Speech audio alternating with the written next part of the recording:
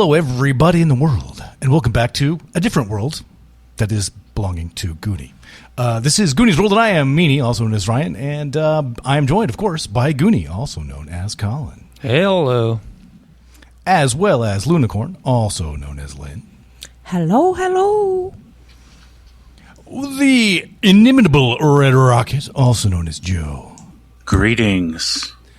And running us through the medieval forests of Eastern Europe will be Johnny Farrow, also known as Sean. Hey. That's right, I will be. I am the warden tonight. Warden makes it sound like a prison warden. We have to think of it more in terms of a forest warden. But that's what Cairn calls the referee or the game master or whatever you want to call it. I like Dizzard, sort of a corruption of Dice Wizard that over time slang rendered a Dizzard, but that's too obscure, really. I was just discussing this before we started with my wife, that I prefer to be called the Dizzard. So, but for some reason, when I hear Dizzard, I think of the image in my head is a dick lizard. It's like a lizard that looks like a penis. Okay. Dick lizard. Well, you know, it's like a gecko with a I hear you. I prefer a warm-blooded animal as an analogy, but the power to regenerate his dick. Yeah, there you go. Yeah. All right. Well, hopefully we won't have any missing limbs or other members that need regeneration in tonight's game, but we'll just start. We'll assume our listeners know what's going on. You guys camped at the burned chapel last night in the presence of that bell, but its curse has, of course, now been lifted by your intervention. And Barbie, the Bonekeeper, is kept very busy properly interring 7 dead Habsburgs, some of which you have to kind of walk out in the forest a bit to get, because that spirit had chased a few down. And Ilona, who you rescued from those Habsburg soldiers, she's been crying all night, and praying at the grave of her husband, Anji, who they killed unjustly.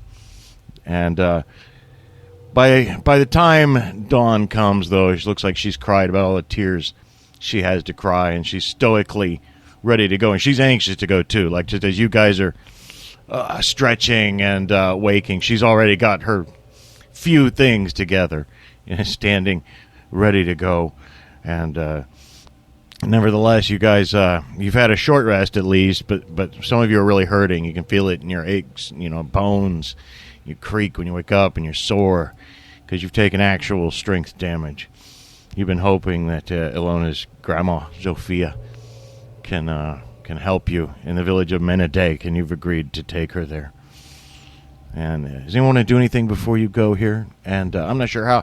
I'm assuming that you did not dig 7 graves by yourself, but we can be vague about exactly what the most appropriate method, of dealing with, your beliefs could stretch into wilderness burials, that sort of thing. Polite way of saying let them, but I assume you take all the, and that you've gotten at least a little sleep.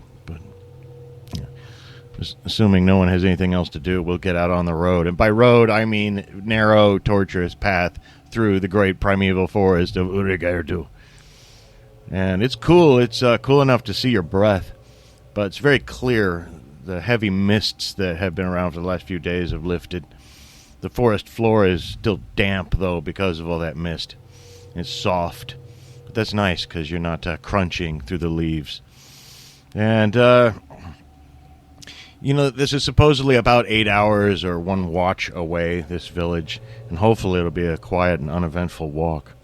And it is quiet. It's not as quiet as it was when all the birds had retreated in the sound of that bell.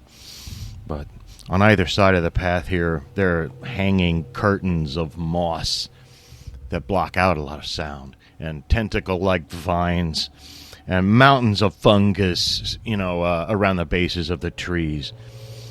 And as again, like I said, the floor is almost like a wet carpet of multicolored autumn leaves. But about mid-morning, actually, you come upon a little wayside shrine. Now you see these along the roads from time to time. But Ilona stops at it and kneels and crosses herself. You guys aren't sure what saint that this shrine belongs to. It seems visited fairly frequently, though, because there's melted wax from candles all over the base of it. She says, "This is Saint Vendel. He watches over the roads. Do you have a candle to light for a safe journey?" I don't believe I have a candle. No, I don't know if anyone really has candle written down on their character sheet in their inventory. But she says, "Yes." Oh, I see somebody who looks excited. A lantern and oil. I'm wondering if we can use some dirt and rocks and make a little, like, hole receptacle, and pour some oil in it and light that on fire in lieu of a candle. We could. I also have a lot of earwax. Like, just, it's way too much earwax. We could all combine our earwax together and form a candle. Would you guys like to spend part of this watch making an earwax candle? I feel confident saying you have a bit of string you could use for a wick. Well, is it really that important? Who is this Saint? What's his face? He's Saint Vendel. He watches over the roads. He would give us a safe journey if we light a candle and ask for his protection. But if we don't have a candle, we will hope that your sword arms can give us the protection we need. I suppose we need all the help we can get, and as I say, I do have a lot of earwax. But I don't understand. Do we have all this wax on the ground we could just melt? Why do we have to harvest it from your ears? That is so gross. That's a good point, too. It's a great point. Because make a candle. If you don't want my earwax, then fine. I mean, nothing personal. I just, I have too much as well. Maybe we mix it in. I don't know. But I just figured there's all this wax just sitting here. We can melt it so easily and form it into a proper candle shape. And then I've got this string we can use for a wick. I think we should combine the two. I think Mama Sabagushka. I think her earwax would be a fine addition, but it might not be enough. And it sounds to me like she really needs to clean out her ears. What? So, exactly. I want to cut to Percival just like off to the side with a knife, like digging earwax. So, can we assume that with a combination of reused wax that's already there upon this little pedestal, and with a contribution of your own to really seal the deal, right? Make it personal. Everybody contributes a bit of earwax, and this takes a bit of time, of course, but I imagine you can get that done soon enough. And light your own candle. It was a very special candle. And yes, it is. And now you must ask Saint Vendel for his protection, says Ilona. Well, we don't even know him, but, well, I suppose if you're listening, Saint Vendel, we ask for your aid as we travel on this path through the dark, ancient forest. Please guide us and keep us safe. Now, you look at the little figure, of Saint Vendel. He doesn't answer you, of course, obviously. It's just an old stone figure. His face has been kind of worn off over the centuries, so kind of faceless. And the hands look a little long for some reason. Just a weird choice the artist made. But anyway, as Mama Zabagusha speaks these words, though, you feel your mace growing hotter and hotter and hotter, Percival, and hotter. It's almost uncomfortable to the touch, and clearly, you know what this means. And do we know what this means, though? I don't know if he told us or not. Well, I have an amulet that I wear around my neck, which glows in the presence of magic, by the way. So I don't know if that is relevant to this. But. Yeah, it's relevant to this, too. It's beginning to glow as well. You guys know that there's some kind of powerful magic at work here, for sure. The mace specifically glows in the presence of witchcraft. Well, and it's also glowing, too. Well, it's not from me. I'm only half witch. And I didn't cast anything. I only... Well, only one side of the mace is glowing. What? I didn't do anything but ask for aid. It must be that there is maybe Saint Vindel is a witch. No, this just shows that the Holy Mother smiles upon our journey. We best get going, says Ilona, or we shan't arrive before dark. All right. But we will be safe in Menedék, of course, and now we'll be safe on the way. No one who stays in Menedék ever comes to harm. We're under great protection from the Holy Mother. Come this way.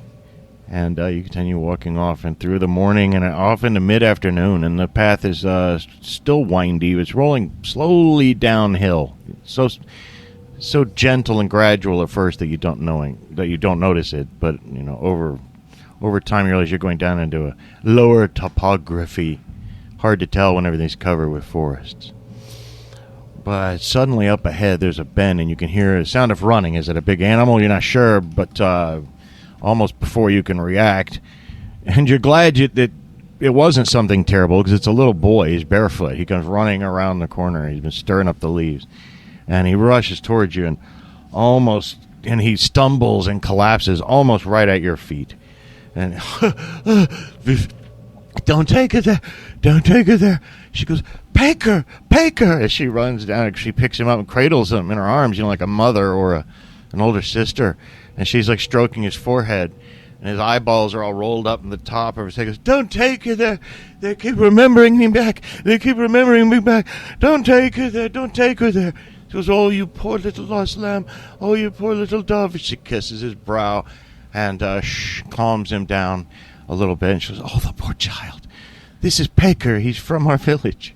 What is his name? Paker, from the village of Menedék. I believe. Paker? I believe it was Pecker. Paker. Paker. Paker. He was from Menedék. Oh, and you must... Packer from... Baker of Menedék.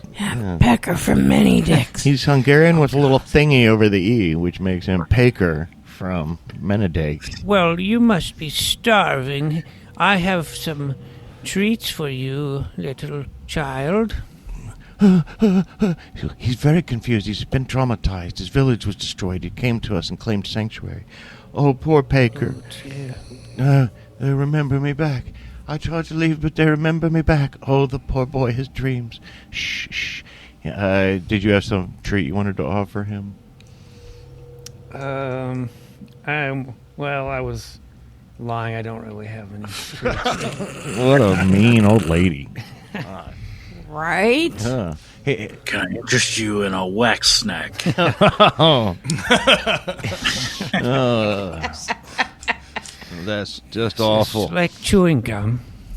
Sort, I guess. Yeah, you could dip it in sugar or something, maybe, render it more palatable. But, well, with disappointment, in his little features, he kind of, trails off into a delirium.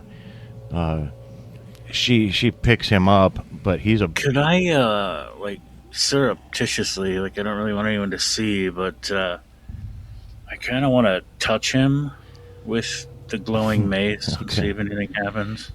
You're I'm not going to hit him with it. No. Touch it. You're not going to, skin. It's not. You're not talking to Three Stooges bonk in the head while no one's looking, No. Yeah. You touch him, there's no strange effect or... unless the thing's still freaking hot, but it's cooled off by now, of course. So, yeah, he's like, ah! No, nothing happens. Oh, the dear child. Yeah. Oh. Yeah, and that's definitely, Ilona seems very, Oh, he looks absolutely delightful. He's a delightful young boy. I hope he'll be all right. We're going to need to build you a nice cottage in the woods, when your adventuring career's over and made of candy and sweets. And, yeah. You're going to be the subject of pies in the window. Someday, some future group, we're going to go to the cottage of Mama Dobrogost, who eats children. But Anyway, I don't believe for 1 minute you'd eat a child, and certainly not Paker. Anyway, she tries to pick him up. Ilona does, but he's a big boy, you know. He's like 12. And if you work around a lot of 12-year-olds, you know, they can be pretty freaking big sometimes. Too big for a 110-pound woman to carry around all day. Does anyone want to gallantly step up and offer to carry the child upon their back? Any big, strong, strapping, knight-like men who want to step in at this moment? Yeah, I knew, somehow I knew this job was going to fall to me, but I have dedicated myself to the service of others. And I would volunteer, Yeah. but my strength is down. I'll just put him on like a backpack, Yeah, like hold his arms. Like yeah, here. yeah. He's kind of got he hitches his legs up around, you know, the packages and belts and stuff you're carrying around, and he's fairly comfortable. He falls asleep on your shoulder rather quickly.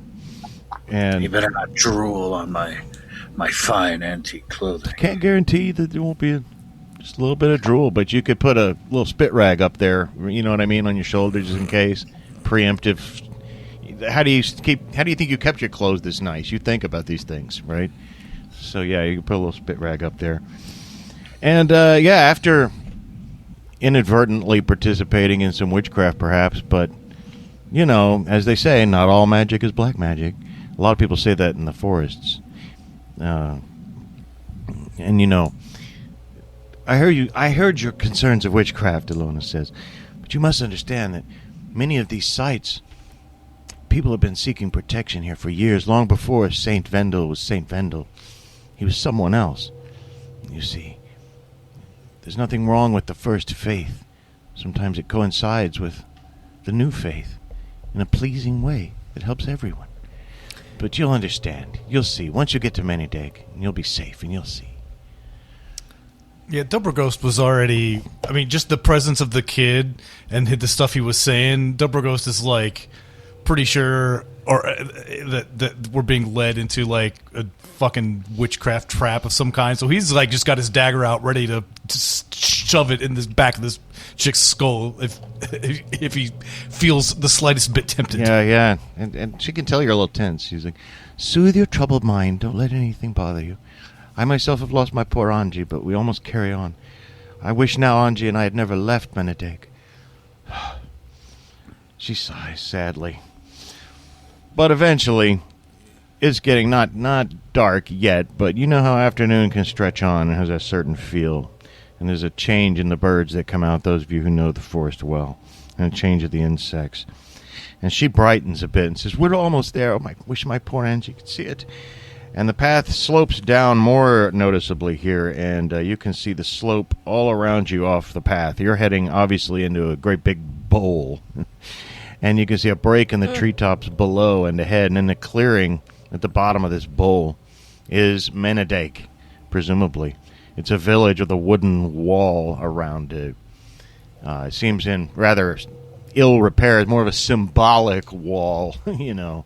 Even those 6 Habsburg soldiers you ran into could easily breach this wall, and even a big animal could. Nevertheless, it's there, but the gate's wide open.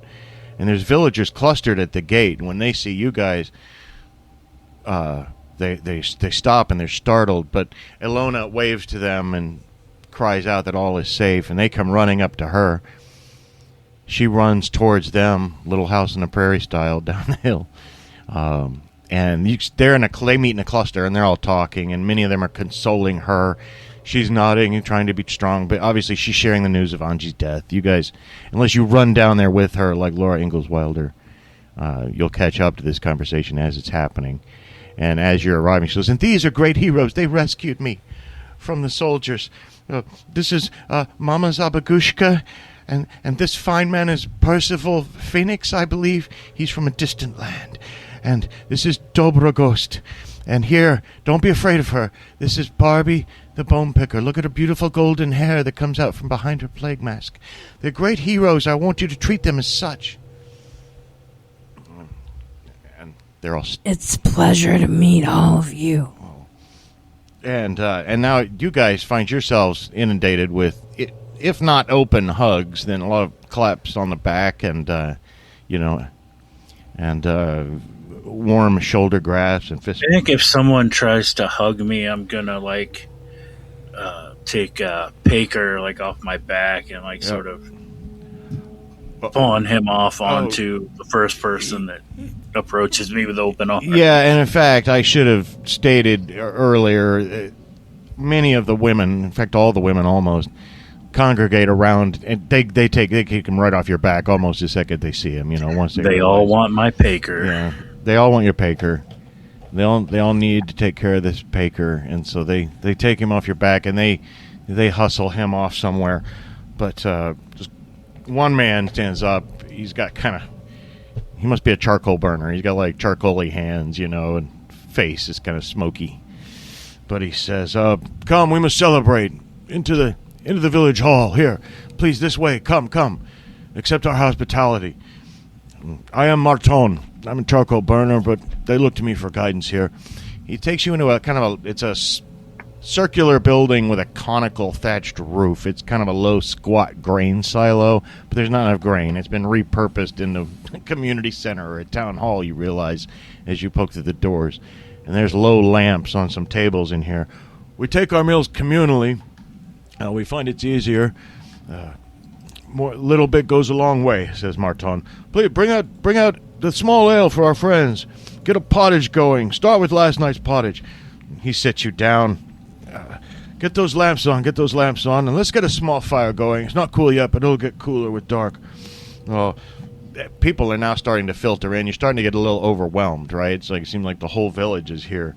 And he introduces you to all these people at once. He's like, I'm Marton. I'm the charcoal burner over here. This is Ilka, the leather maker. Hello. She says, we have Kovacs, the smith Janos. He's our pig keeper. He's a funny one, too. He'll keep you cracking up. I'm not that funny. No, yes, you are. You know you are. Then we have Molnar, the milliner over here. We have Sophia, that's your friend's grandmother there. She's our herb wife. And then, of course, there's Katja and Miklos and Andros and Lorenk and Agnes. Well, you'll meet everybody. Sit down. And everybody's looking at you glowingly, like you're astronauts, and this is 1964. They're all, sitting at the table with their chin in their hands, gazing admiringly at you, as if you're big heroes who have come here. And pretty soon they serve up the pottage. It's greasy oatmeal with veggies in it, mostly turnips, carrots, parsnips, and your roots type of foods, but then also there's some chunks of pork in it that are not nasty, and it's decent pottage. But wait before we eat, says the old lady, a real grandma. She's super old. What you're really old, 32 or something, isn't that right, Mama Zabagushka? I'm 38. So this one is super old. She's got to be 45 or something, and she says, I am Zofia. Thank you for your help with my granddaughter. Before we break bread together, metaphorically speaking, I know we don't have bread. I'm sorry, I ate all the bread. I didn't know we were going to have guests, says someone else. Don't worry about the bread. Now listen, you must formally ask for our hospitality. Part of our ancient ways. Do you ask for the hospitality of the village of Menedék? Well, yes. I mean, I can speak for myself. I ask for hospitality and nothing else. Don't tack on any other amendments. No, but if you ask for the hospitality of this town, I can brew a tea for you. That will be extremely beneficial. Yes, extremely. I am very much in need of some healing. Therefore, yes, I will accept your request for hospitality. And what of you, my harsh-looking fellow? She says to Dobrogost. You look as if you're in pain. Well, I'm in a bit of pain. I'm always in a bit of pain. I can't escape pain. But this pain is not only in my physical form, but also my heart is in pain. My soul is in pain. Everything hurts all the time. Oh, I can't. And he just gets up and runs off.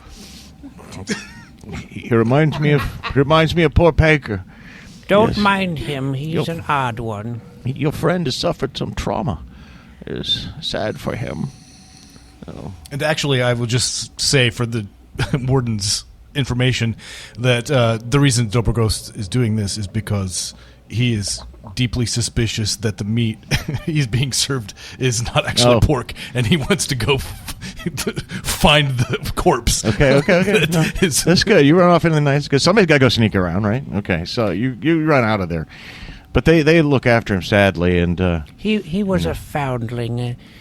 So everybody at the yes. table nods. Oh, as if that explains it all, right? You know. And what of the rest of you? Do you need and claim hospitality here that I can help you? I'm not sure if either of you are suffering strength damage where you need it. I would respectfully request your hospitality, as long as it doesn't kill me or maim me. Oh, no. Everyone is safe here in Menedék. And you, my fine sir, in your glittering clothes, who carried our baker for us. Sadly, my vow of poverty forbids me from carrying any coin for which I might compensate you for your hospitality. However, I ask that you provide hospitality and aid, not for me, but for my companions. And it shall be done. And we shall make enough tea for your friend should he come to his senses. For we wouldn't want him to be left out. But she begins brewing a tea over in a kind of a clay oven in one corner of this building. And meanwhile, the people continue to feast you as best as they're able. But we'll go ahead and cut outside. You go outside into the village. There's not a lot in this village, right? There's only a few dozen people who live here. The only real point of interest is they do have a chapel that's not nearly as big as the burned one in the forest, but a small village chapel that is made of stone. And a few other buildings. There's nothing obviously looks like a slaughterhouse, I don't think, but you can walk around looking for a corpse. Is there a specific place you think you might sneak into people's houses? You want to look outside in the back? Where do you think they might hide a corpse, if there is one? Well, I mean, and when I say corpse, I just mean, if it's a pig, there's going to be, a head and some trotters and something somewhere that I can find. And if it's not a pig, I'll buy some of the remnants of whatever has got to be somewhere. I don't think that it would be hard to find. You could tell by the shapes of the buildings which ones are small, and then there's nothing here like a large barn. But I've seen some small little barns. I've been to Drum Farm here in town. And I assume there's got to be like a pig pen somewhere. And I was going to say, like out back of that, furthest away from the town, where there's a windbreak, the barn making a windbreak between it and the town, it's a small. It's not just a pig pen either. There's a few chickens. In fact, you'd probably hear the chickens before you found it. They have pigs here. There's one great big one, and then there's two sucklings, and there's a few chickens. They don't look like they're in the best health, but they're here.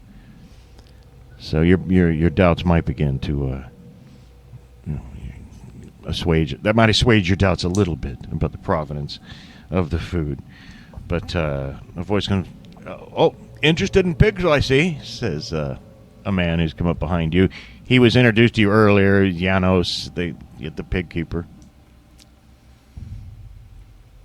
Well, yes, I'm just curious about this village, and I'm in so much pain all the time. I thought maybe I could find some herbs to assuage my discomfort. Oh, well, you must speak with Sophia. We saw you run out. I was concerned for you. But come this way, my friend. You've done so much for us. I can help you. He leads you past the chapel.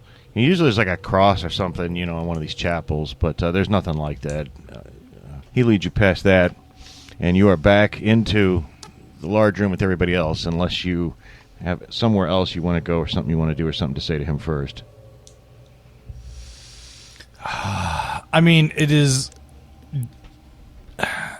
requiring every ounce of restraint to not have him just murder this guy. But since when have we ever cared about having restraint here on the Goonies World podcast? Not that I'm encouraging you to murder him. man. Yeah. I can't just sit here and debate about it forever. I'm not going to kill the guy at this point, but I'm also not going to eat the food. Okay. You don't ask for the hospitality. Yeah. I will drink the tea. Yeah. All right. Well, they won't give you the tea if you don't ask for the hospitality. That's Oh, the deal. fuck 'em. That's the deal. Yeah. That's the deal. You realize. Well, the night grows on, and we have no tavern here. Says another man. I used to have a tavern. In fact, the upper rooms of my smithy. Those might do for you. However, they're not made up nice. I don't have good beds, but they're warm because they're right. The forge is there, and it warms up the chimney during the day. You're welcome to stay there, or says Martin, you're welcome to stay here in the public house. But we'd hate to see you leaving, rushing off in the middle of the night. We know you like Menedék, and we feel you might even like to stay here, bring your talents with us. But we certainly invite you to stay. Well, I think we might want to check out this other place and see if it would be a good for sleeping. Wherever you. I think above the smithy sounds great for me. Yes, we'll see. Okay. Well, yeah, he takes you. It's comfortable enough. And his wife, meanwhile, has gathered up a few blankets. You guys have all had the tea, by the way. And I have not. Except for you.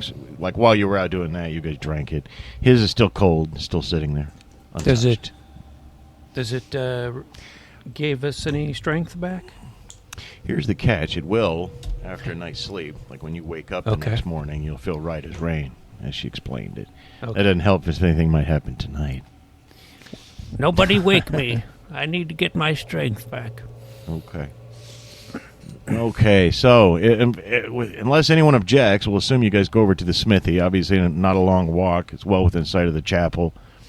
And I keep mentioning this is the only real interesting building in town. But you go upstairs, and she's made, like I say, she's got a few blankets ready for you, and it seems like it's going to be comfortable enough. I got a little lamplight up there, and some National Geographics to read in case you get bored. And they've made it as nice as they can in the spur of the moment. But do you guys Free Wi-Fi? Yeah, they got free Wi-Fi. They've got the password written on a little whiteboard next to the wall. Nice. Yeah. You can't have a village in a medieval forest without Wi-Fi. No one's going to come. Right? Do you guys just drop off to sleep, or what do you want to do? Dobrogost is definitely not going to sleep. Possibly not all night. I mean, he's going to sneak the fuck out and figure out what's going on with this place because it's fucking creepy. I mean, like, do you talk to your friends about this, or do you just no? Okay. I probably, even though I'm not as suspicious as Dobrogost, I'm at least a little cautious, and I would like to probably suggest we take some kind of precautions, like maybe, well, Dobrogost would probably set off any sort of I wasn't going to set a trap, but something like to alert us, like make a noise or something, but if Dobrogost is, well, I don't know he's going out, so I'll Well, if there's going to be like a device or a trap or an alert alarm type situation set up, in that case, then he would at least tell you what he intends to do, which is sneak out and sneak over to the chapel and see what the fuck's up with that place without the crosses, and so that you can set up whatever, and then he'll know it's there when he comes back, so he doesn't set it off. Yeah. Now we just need to figure out what the hell. Is there like a window in this room here that maybe looks toward the chapel? Yeah, it does. It looks out into the center of the town. I would keep an eye through the window, like when Dobrogost goes out. Like I would watch from the window, Okay. like to see if anybody's sneaking up on him or anything. Okay. All right. Well, I'll assume you guys do that, and I don't know about if you're going to have somebody awake anyway. I guess a trap might be, Yeah, I'm stack just something in front of the door so if someone opens it would fall over. Something simple. yeah. I will do that, and I will go to sleep. All right. Barbie, you going to sleep? Yes. Well, we'll see you two next episode. And then, no, I'm joking. The screaming will wake you up soon enough. No, just going to assume there's some screaming coming. Dobrogost sneaks out into the night. Percival looks down at him from his perch. Remember, it was cool and clear. Percival. Yeah. It's cool and clear, so there's some moonlight out, but you dash over to the chapel. You can see there was a cross, age or time or whatever. It's like been cracked off. It must have fallen to the ground. It's been at least respectfully moved away, but you can see a little broken off bit at the apex of the front. And I don't want to overstate the size of this building either. It's a small chapel. It's totally useless to any listener, but about the one that Scott Chafin got married in when we went to his wedding that time. It's about the size of that, so it's not a huge building, right? Seats about a couple dozen people comfortably. Which wedding was Okay, yeah. And anyway, that's about the size of the building, so it's not huge. It's like a neighborhood chapel. I know you guys don't spend a lot of time in chapels and churches, so anyway, it's open though. I mean, the door is there. It's wide open. And cracked open, in fact. And it's heavy, but you can push it. It does make noise, but you can push it just enough to creak through. It doesn't look like anyone's worshipped here in a long time ago because the wooden benches in here are kind of rotted, and it's been open to the elements. So there's some leaves in here and dirt. And there's a bit of light coming through. The stained glass is fairly ornate, but it's broken in some places. And this is actually not like a Catholic church either. This would be like an Eastern Orthodox church, but six of one, half dozen of the other. But there are some differences, especially in the designs and whatnot. Nevertheless, what you think of as the Virgin Mary statue, that you would expect in the front of a little chapel to the Holy Mother, is different only in one sense from ones you've seen before. It's not holding a baby, right? Usually the Madonna is holding a child. This Madonna is just reaching her arms out as if expecting an embrace. It's a life-size statue. You'd have to walk up there if you really wanted to give it a hug. Not only is it in the front, but it's elevated on a dais a little bit. And in front of it's an altar. All this is very dark, of course. You could approach it and get closer. Percival, from your perspective, you just see him enter. You don't hear any screams. But and the rest of you are finally starting to drift off to sleep, if you can sleep, knowing that your friends are sneaking around outside. And so there we have ourselves. Do you want to investigate further in here, Percival? Do you want to do anything different? What's the next stage of our adventure? I mean, I don't need to do anything if he's apparently fine. All right. Well, apparently he is from your perspective, and he seems okay right now from his perspective. But, old chapels at night are always creepy. Do you want to go in and do anything different? You've got a good look at the place. You know what's in here.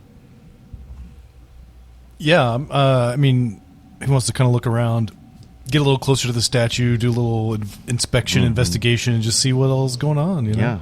See if there's any evidence of anything going on sacrificially or anything like that. It sounds like it, probably not, but you never know. Well, you get up close to it, and you can see where there's some old Greek that's been chiseled out. Some Greek writing on the altar. It's been chiseled away, though.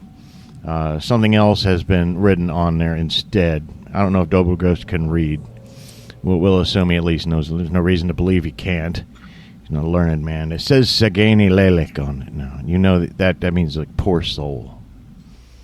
And you might say when someone has died, or it's not just you poor little lamb. It's got much more gravitas if you call someone the Sagani Lelek.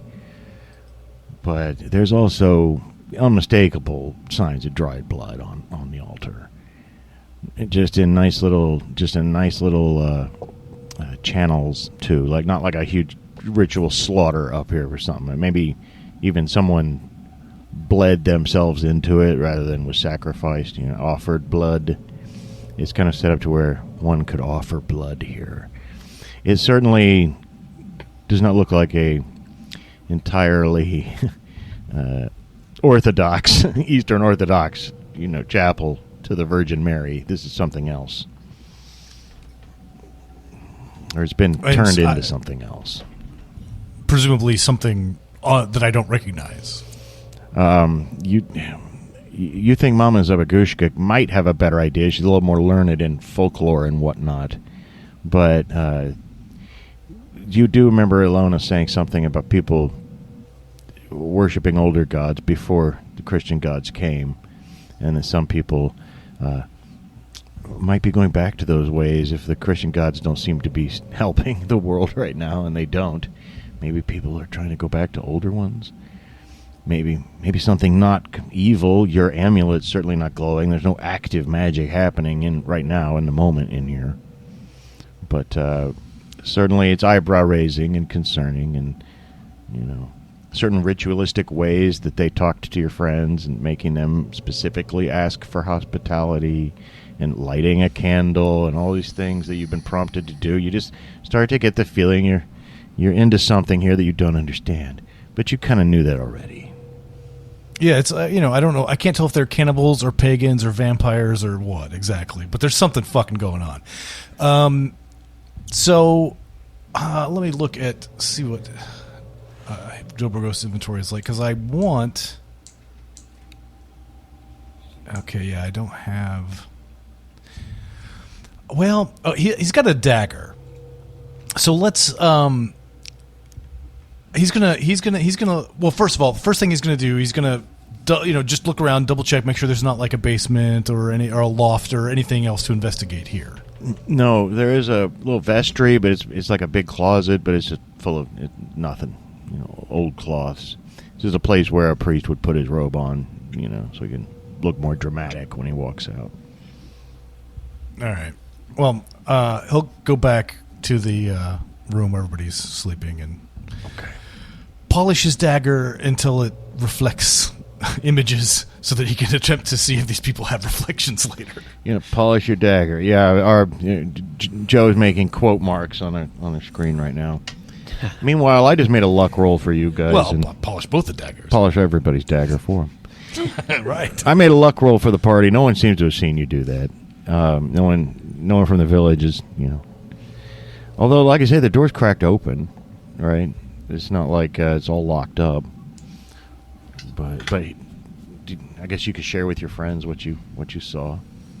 I will. I'm going to polish my dagger and go to sleep, and I will confer with Mama Zabagushka about what I witnessed in the morning. I don't want to wake her up because she's got to get she's got to get her beauty sleep. Back. And you guys can all get that sleep. You wake up the next morning, and you are healed of all your strength, but one. Remember I mentioned something earlier when you said, okay, that goes for all of you who took the drink. It's healed all your strength but one. In fact, that extra one can't be healed right now under normal means. I'm not going to make you stop and waste your herb finding that out either. I'll just tell you, you can feel it in your bones. You've had to give a little something. Give a little something of yourself to Menedék. Since my strength was like totally full, is it now above what it used to be? If you hadn't had strength damage, you probably wouldn't have. You just enjoyed the tea and it tasted good. It didn't have any effect. If you just drank the strength to be polite, she thought you were wounded, is why she gave it to you. Yeah. But no, it doesn't. It can never be raised past the maximum. Anyway, there's something more to that, though, that maybe you can do something about that, but it's further evidence that something's not 100% right here in this old tea-drinking ritual. And I don't feel 100%. I feel 99%, but... Same. It is as if we have lost just a small portion of something that belonged to us. Oh, I hope you haven't lost anything here, says Kovacs to Smith as he comes back up the stairs. I'm sure we can find whatever it is. He starts looking around. Want to lose a contact lens? Anyway. Come, we haven't much good breakfast to offer you, but simple fare. Then maybe we can find some way for you to stay here with us and use your skills to our best advantage. Old Zofia can't live forever, can she? He says to you, Mama Zabagushka. And Dobrogost is going to come up beside him and put an arm around him and hold up his dagger that he's polished and say, I just want you to appreciate this knife. And he's going to be like, pretending like he's showing it off, but trying to see if he can get a reflection of this dude in it. He definitely has a reflection. His reflection. Okay. Yeah. You feel like with this guy, Kovacs, at least, you can rule out vampire. But hey, you're in Hungary, so you got to be careful. This is Bela Lugosi's home, after all. But anyway, he's not a vampire, or at least he's not the kind of vampire that casts reflection and yeah. But he will have. You can share some bread, and some tea with him and his wife. Get your day going. You can see the village starting to go about its business. The morning dawns crisp and clear again. Because it's in a clearing, you get some direct sunlight, which you almost never get creeping around in the forest, which is nice.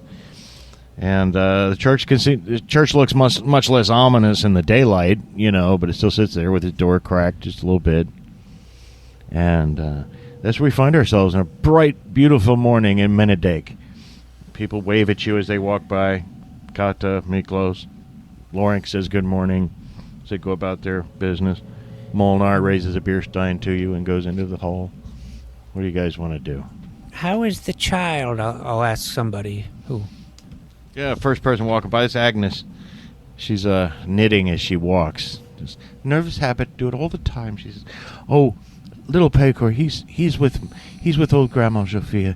He's doing better, but he's a poor soul, He came here. His village was destroyed. He was a plains boy, and the Turks destroyed the village. We don't know what he saw.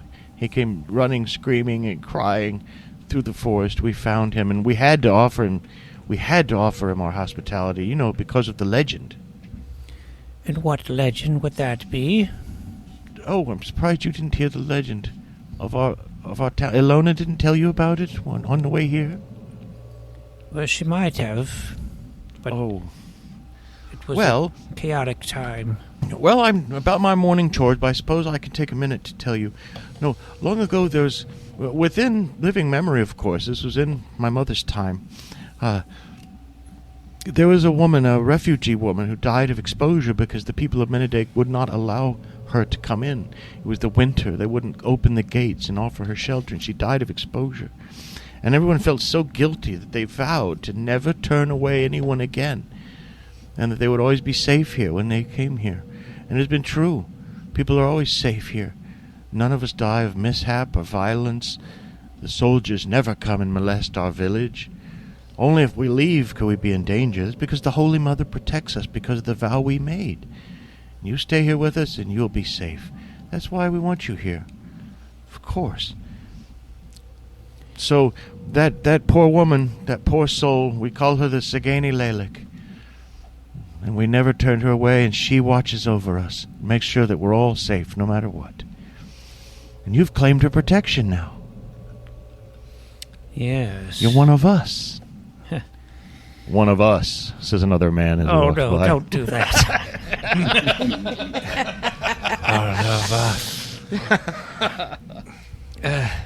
I'm going to stop you right there. Does anyone mind if I just check in on little Paker? Oh, I'm sure that Zofia would not mind. Just right over there. She points to a house. If you guys want to go over there and check it out. Anyone else want to do anything else while he does that, or you guys want to go together? Go together. Yeah, that's what I want to do. Yeah. Well, you Grandma Zofia's house is exactly what you'd expect. And she's a Zofia because she's a ZS Sophia, right? So, many dozens of dried herbs hanging from the ceiling. She's, got a black pentagram on the floor. No, I'm joking. But the place is crowded, and Pecor is asleep by the fire. He has an empty bowl of soup next to him and like a half-eaten chunk of bread. But, oh, yes, of course, you're so kind of you to come check after his welfare.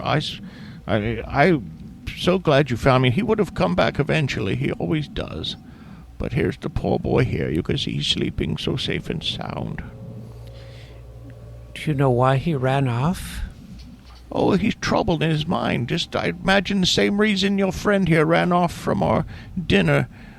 Did you change your mind about accepting our hospitality and letting me heal your deep, deep wounds, my ill-favored friend?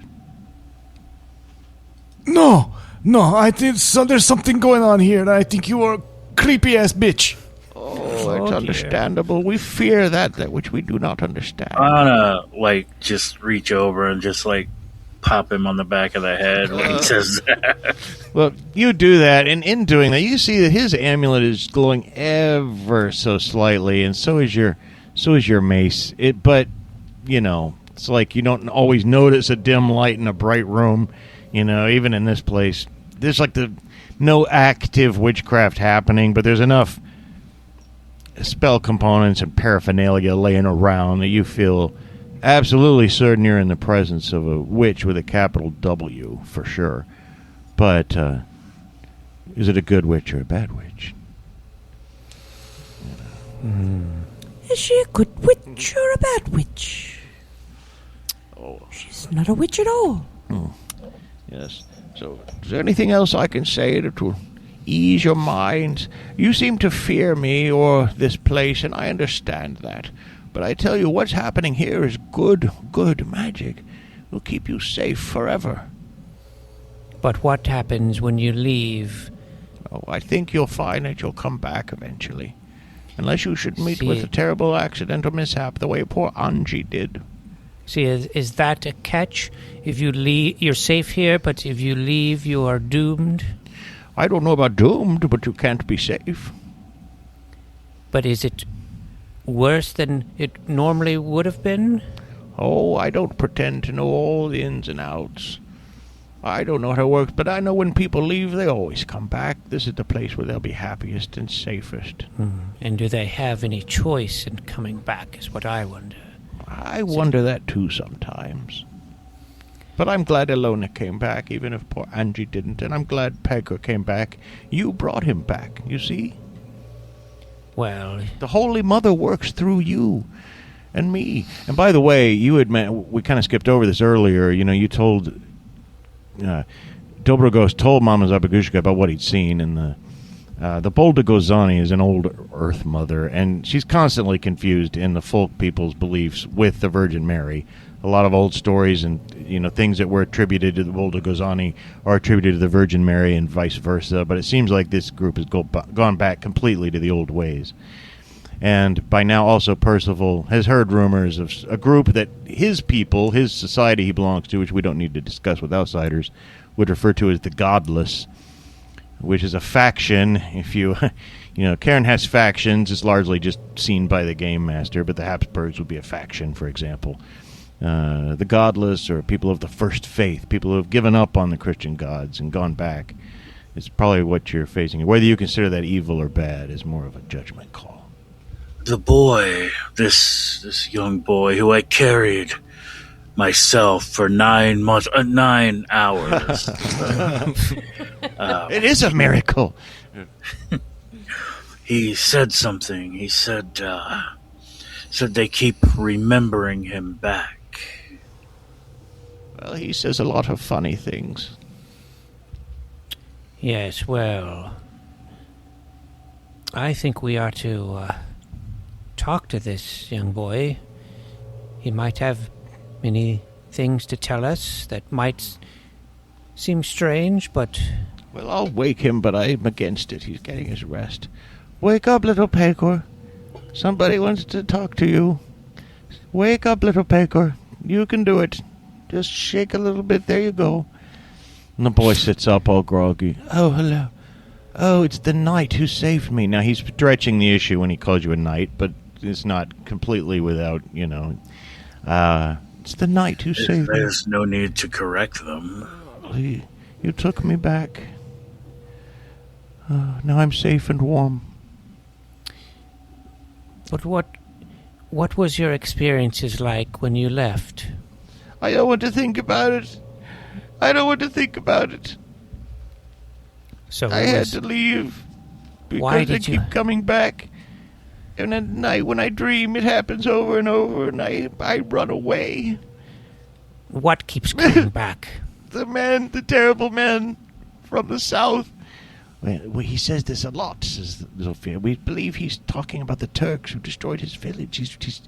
I told you he suffered terrible trauma. And then I ran away, but then I came back. Because I remembered where I'm safe, says the little boy. I see. And you'll be safe now, too, because you're one of us. And then Ilka walks in, the leather cutter, from the doorway and says, one of us. And then Kovacs comes up to the door and says, one of us. And then Janos comes and says, one of us. And outside you can hear Molnar say, one of us. And Zofia continues to say, one of us. And then you hear Katja and Miklos and Andras going, one of us, one of us. And Loring and Agnes say, one of us, one of us. And Mama's... And then, yeah, Mom, you say one of us. One of us. No, but Zofia goes, you're all one of us, and you can never leave. And then she turns and points, and Dobrogost says, except for you. And they all turn towards you, and that's where we're going to stop tonight's episode. Wow. All right. Well, Dobrogost says, I reject you, I reject you, I reject you. Go get fucked. Oh, well, that's the ancient ritual as laid down in the, Book of Fucks, in 3rd century AD Sumerian text. Yeah, you got it. Well, Fuchs, right? Yeah. It's the German translation, of course. Well, I was going with the old Book of Ramones.